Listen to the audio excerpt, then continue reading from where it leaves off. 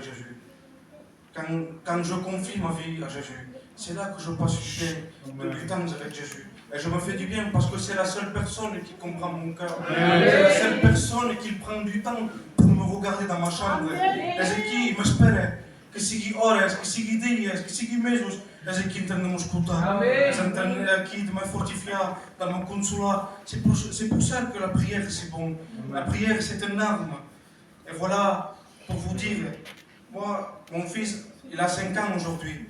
Mais quand il grandissait dans l'hôpital, vous savez, par là que pas se mentir, que sempre c'est un rendez-vous. Nous sommes là, prêts à recevoir la mauvaise nouvelle. Amen. Moi, j'étais avec mon père. Mon père était dans son coin à lui, et moi dans mon coin à moi. Et là, on entendait les résultats de mon fils. Et le que fait mal, ce n'est pas la mauvaise nouvelle qu'on me portait, mais c'était qui me portait la mauvaise nouvelle. Elle me paraît. Parce que mon père venait, il me disait les mauvaises nouvelles que disaient les docteurs. Il chauffait mal. Quand c'était à faire une mauvaise nouvelle, il disait mon tonneau. Il me parlait comme ça, parce que j'aime les choses de Dieu. Il me disait, c'est rien, mais il faut se confier à Dieu. Amen. Il n'y a que Dieu. Et vous savez, même quand nous sommes dans l'église et que nous ne ressentons pas Dieu, bon nous, il y a les frères, il y a les sœurs, il y a l'église, bon nous. Mais quand nous ne ressentons pas Dieu, quand nous sommes à l'hôpital, qu'il n'y a pas les frères, il n'y a pas les sœurs, il n'y a pas les anciens, il n'y a pas les pasteurs, il n'y a que toi et Jésus. Et là, j'étais assis dans ma chambre. Et je disais, Seigneur, regarde.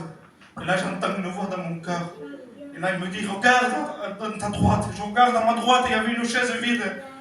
Il me dit, regarde dans ta chaise. À gauche, je regarde à gauche, il n'y avait rien.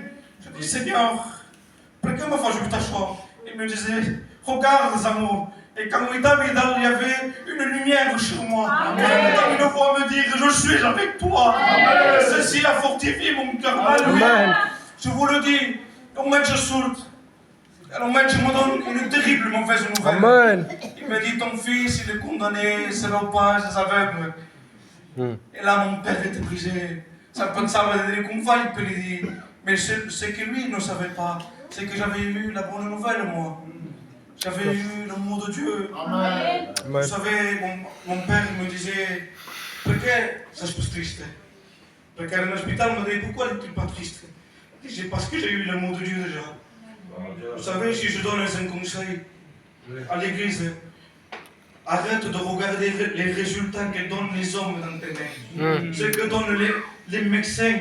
Ouais, tu as fait la fouille, avec le respect que je te dois. Gaffe la fouille, gaffe la parole. C'est ça la bonne nouvelle. Pour le chrétien, la bonne nouvelle, c'est la parole. C'est là que nous devons se confier. C'est là que nous devons se laisser parler. C'est comme si j'en parle là pour les médecins. Ils sont limités, ils sont maladroits. Celui qui n'est pas limité, c'est Jésus-Christ. Que Dieu vous bénisse. Amen.